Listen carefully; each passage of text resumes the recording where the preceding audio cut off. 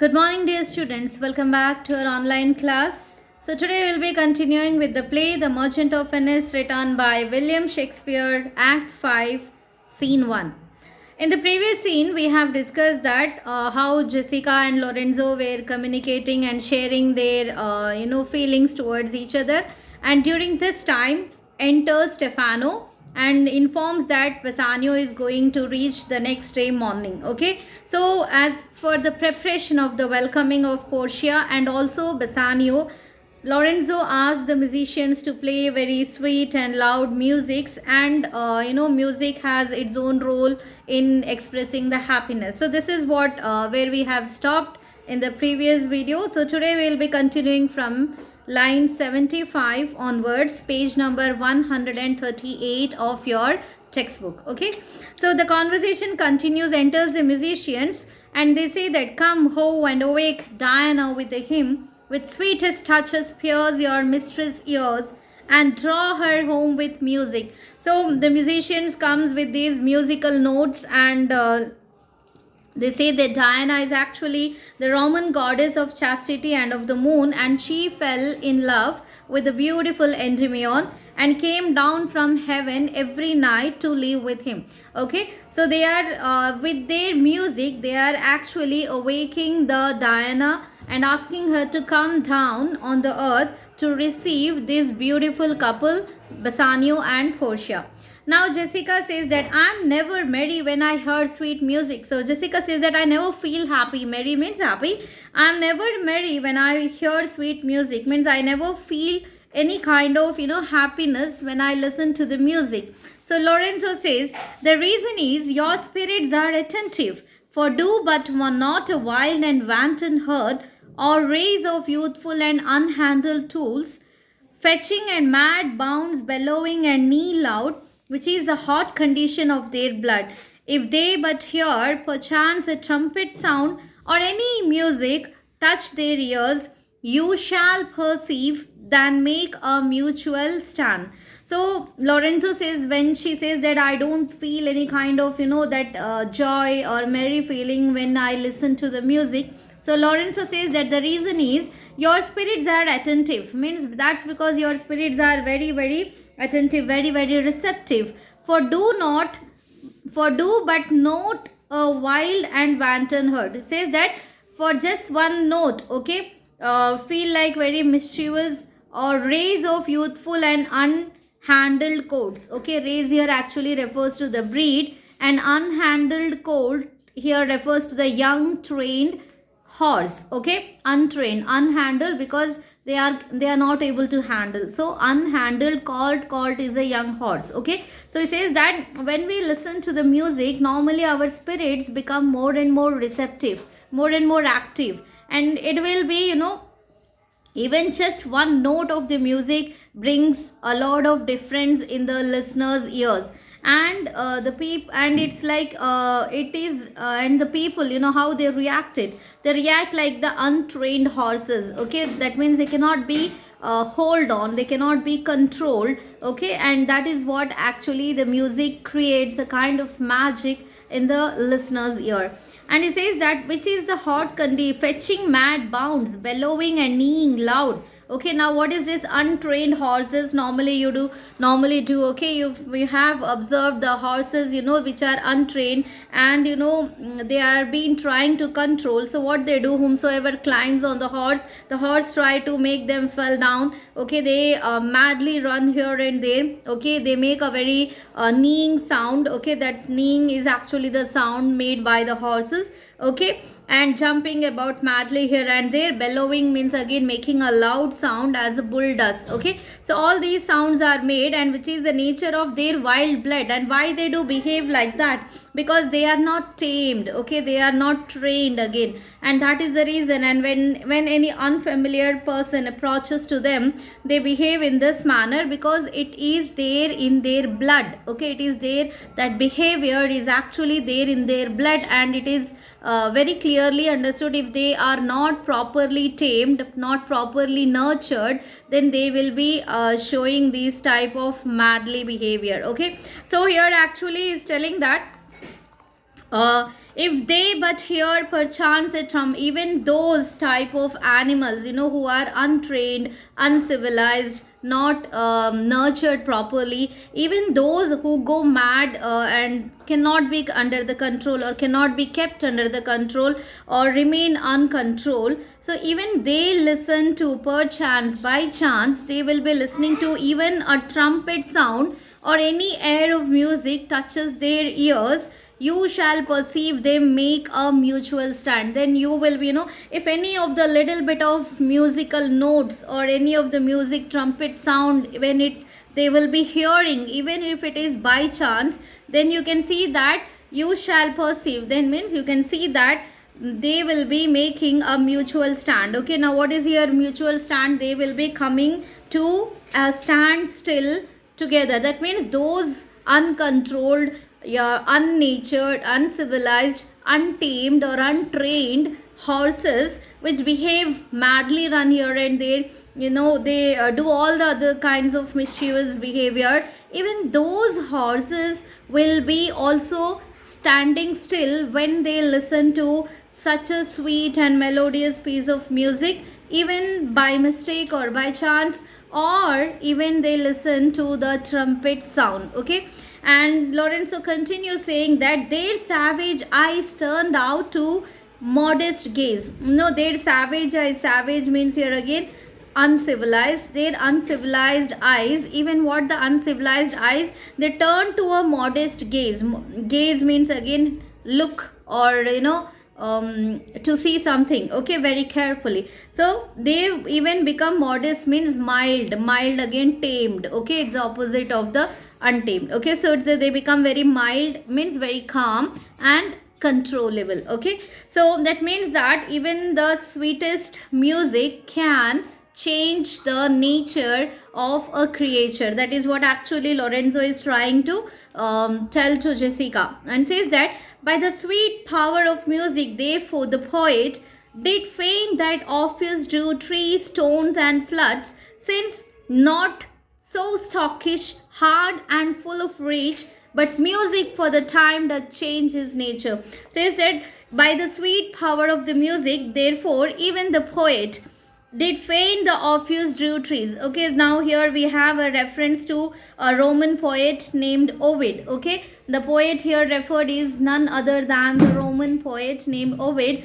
and he narrated very clearly in his poetry that how Orpheus, a very Greek musician, made trees, stones, and streams move from place to place by the power of his music. Okay, there is a great story in the Roman mythology regarding this poet Ovid, and also regarding the poetry Orpheus. Okay, and as per this poem, Orpheus has such a great, he was a great musician. Okay, and when he plays the music, all the animals in the forest, the leaves, the flowers, everything used to bloom, the animals used to come to them, and they used to follow them. Okay, so all these animals, they said that the air seems to be very sweet and sound, and even the trees and the stones also, boulders come down and gather where Orpheus actually played the music. Okay, so this is what the great poet Ovid narrated in his poem regarding the Orpheus, and says that even the rivers and the streams also flow with a very smooth music. Okay, and that was the power of his music. So this story is actually narrated by Lorenzo, here mentioned as an example to show that the music has the greatest power. Even we might have in Indian mythology, we have the stories of Tansin, who played wonderful music and made the rain to shower. Okay, we have the music, we have many such stories where again, if you are familiar with the stories of many such poets are there who brought with their music, they have really brought very, very great changes. Okay, so here he says that since and Orpheus drew all the trees, stones, and floods, and since not so stockish, hard, and full of rage, but music for the time that change his nature. So music, when it is played properly, the music will not change its nature at least for some time. So the music is a constant one, it remains like that, but it depends on the people how they listen to it, how they accept it, what it will be completely depending upon the receiver, isn't it? Now if you are not interested in the music and you listen to a very sweet romantic melodious music, you don't feel any kind of that real gist of that particular song. Okay, now if you are attending a wedding and you are you are not interested in very loud pomp music that has actually played during the wedding time, okay, or in the wedding functions, if you are a person who is not at all having any taste or interest, you feel like it's all nonsense, isn't it? So it says that the music doesn't change, it remains in there. And we know that, we say even if you don't blow any musical instruments, we say that music is there in nature, music is there in the air, music is there in the flowing water of the river, music is there in the sounds of the, even the cry of a child. Okay, music is there even in the blooming of the flower. So poetically, if you see that everywhere there is a music, but it is depending upon the person that how they will be accepting it and how they will be receiving or trying to get the real meaning out of that. Okay, so here Lorenzo continues saying that the man that hath no music in himself, music for the time that change his nature. Now for those people who even hated music or don't feel like they have any taste for the music, in course of time the music will be changing their nature also, or their taste also. Okay, so the person who never thought of even singing or humming a line of a song starts humming a line. Okay, now it depends constantly when you listen to the same music again and again and again, and in course of time gradually even the very bathroom singers also become the famous singers. Okay, so this is what here Lorenzo says, that nor is not moved with the concord of sweet sounds, is fit for treason, stratagems and spoils. The motions of his dark spirit are dull as night, and his affections dark as Erebus. Let no such man be trusted. Mark the music. So here he says that, he again continues telling that the man that has no music in himself will also be in course of time change his nature, nor is not moved with the concord of sweet. Now those human beings who seem to be very very stony heart type of people like Shylock, okay, very rough and adamant. Okay, so such people also they also will be moved by the sweet concord of the sounds of the music. Now what do you mean by concord? Means harmony and sweet sound of the music. Is fit for treason, stratagems and spoilers. Now this type of music also, music has a great transformation power. Okay, now what do you mean by transformation power here? It actually refers even the music has a quality to make a sick to get back into his life. Music has a quality that it can even change the treacherous man into a good human being. Okay, music has the quality to even change the spoilers and become a human. Okay, so this is what he says, that and the motions of his spirit are dull as night, and the movements, thoughts and the feelings will be very very dull as night, and his affections dark as Erebus. Again Erebus, he is another reference in classical mythology. Erebus is considered as the dwelling place or the home of the dead. Okay, it's an area of darkness near hell. Normally when we read somewhere or when we listen to other people, or we have this concept, no one has seen hell. Okay, no one has seen heaven, isn't it? But it is been confined in our minds that hell is a place where fires will be burning, people are burnt out there. Okay, and it's a very dark place, it's very scary place. Have you anyone seen hell? No. Okay, it's all a conception of the mind. And is a heaven is said as it there will be complete it's like a snow bed, okay, with lot of blooming flowers and floral gardens, and there will be lots of angels there, okay, always singing and dancing and welcoming the sweet souls to the heaven.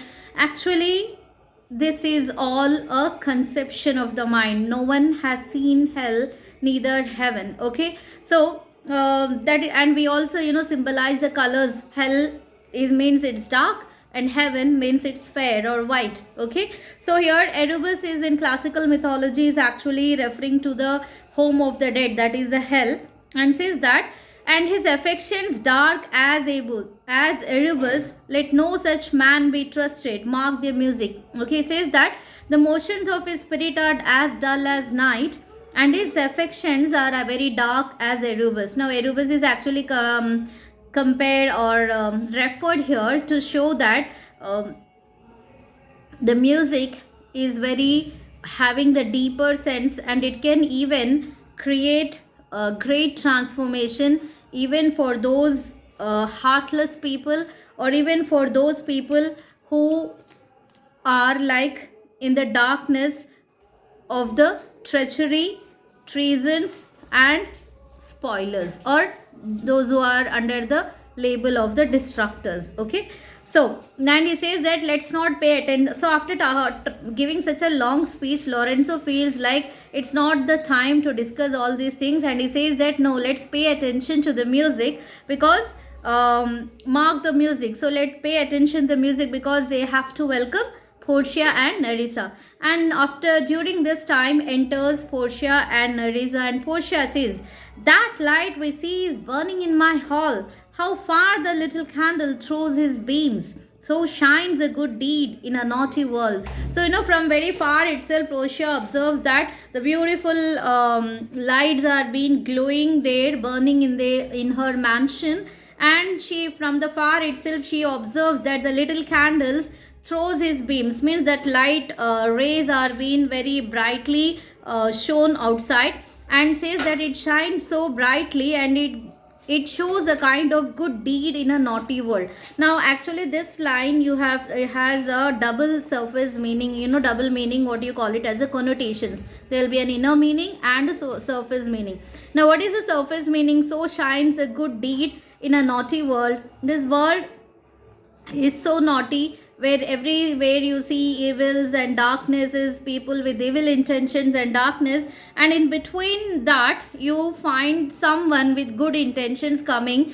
That person is equal to lighting a torch of goodness, okay. So we have the famous saying tamasoma jyotirgamaya, okay, that means in the darkness there will be other light, okay. So it shines good deed in the naughty. Now Portia, literal meaning is that the mansion, it's a night time when Portia and Nerissa arrive there, and everywhere it is very dark, and only her mansion is having very bright lights, the candle lights, which are glowing to a very far distance. So it is giving the light, or it is showing the way for those people, those trespassers who are actually coming through that way, okay. So this is the literal meaning, okay, surface meaning. Now what is the hidden meaning behind this? So shines a good deed in a naughty world. Just now from where they have come from the Venice, okay, and they have come from a wicked atmosphere, seeing a wicked person, and finally giving that wicked person a suitable punishment, and that is about the Shylock. So there might be many Shylocks in this world, isn't it? It's not the only one Shylock. Many Shylock may be in front of us, behind us, or we are not aware of them, okay, but there might be many Shylocks around us, and a person who comes like Portia with a good deed is actually lighting a lamp in between these evil intention people, okay. So that is the hidden meaning or the connoted meaning of that particular line. So Nerissa says that when the moon shone, we did not see the candle. Now Nerissa says that when there is, and that's a moonlit night, okay. Already we have seen that since it was a moonlit night, Jessica and Lorenzo were sharing very romantic thoughts and feelings for each other, okay. Now that's in moonlit night, it is very difficult to see the real glow of the candlelight, okay. So Portia says that, so doth the greater glory dim the less, a substitute shines brightly as a king until a king be by, and then his state empties itself, as doth an inland brook into the main of waters. Music, hark. So Portia says that so doth the greater glory dim the less. Now what is that greater glory? Means if the bigger light always dims the smaller light, isn't it? Okay, and a substitute shines brightly as, and the substitute light which is being kept, okay, it will be shining very very brightly in that circumference of the area. Suppose you have a already in this room it's lighted, okay. Now if I place a lamp next to this camera, then I can see that this particular circumference of the area will be more lighted, isn't it? Okay, so and it shines more brightly like the powerful light that is there in this circumference. Okay, so that is what she says, that a substitute shines brightly as a king. Means it's come because a king's power is considered as a superior and the greatest power, until a king be by, and then his state empties itself. Now until that king be there, it glows very brightly. Okay, so the glory vanishes, empties, and when does the glory vanish? And then his state empties itself, as doth an inland brook. And he says that the glory will be vanishes after some time, okay, and it becomes like an inland brook. Inland brook means actually it's a stream flowing from the interior of the country. Brook means a stream, and inland brook means a stream that is flowing from the main waters, from the interior root flow of that water into the main waters. And now saying main waters means here again it flows and it goes to the and reaches to the sea. Okay, so a small company of the musicians belonging to Portia's household servants were the music of the houses. So this is what actually Portia says, that a person acting temporarily in the place of another. So substitute here again have another meaning. Okay, now actually this mansion is Portia's mansion, right? And in her absence she has given the charge to Lorenzo and Jessica to take care of the house and the servants there. Okay, so she says that a substitute shines brightly as a king in the absence of the king, who is responsible, the minister or whomsoever is given the responsibility, they themselves enact as the king. In that case, in the absence of the bright light like moonlight, the substitute light like the candle light will be enacting the power of the king. Now here, who is the substitute in the absence of Portia? Who is appointed? Lorenzo. So Lorenzo is utilizing his power as a king of that mansion, and he had made all the arrangements of the music, the lighting, everything to welcome Portia, and also to welcome Nerissa, and again to welcome Bassanio, okay, and his friends. So she says this is the meaning of what actually Portia says. And Nerissa says that it is your music, madam of the house. It's a music, madam of the house. It is the musicians of your house who are actually playing the song or playing the music. Portia says, nothing is good I see without respect. Methinks it sounds much sweeter by then. So he says that nothing is good means nothing is good in itself unless it is affected by the circumstances. So I see without respect, okay, methinks it sounds much sweeter than by day. So it seems to me that this welcoming, this music, this candlelight, I don't feel anything, disrespect by Lorenzo in arranging all these things without taking her permission or something like that. I don't feel like that, but I feel much more better and sweeter experience of this perception or this vision of the mansion fully lighted in the moonlight, and also the beautiful music played in their welcome. I hope that you understood this much part. So today we have covered from line 75 onwards to line 105. Okay. So keep reading along with the textbook. You watch the video for your better understanding. Thank you. Take care. Have a wonderful time.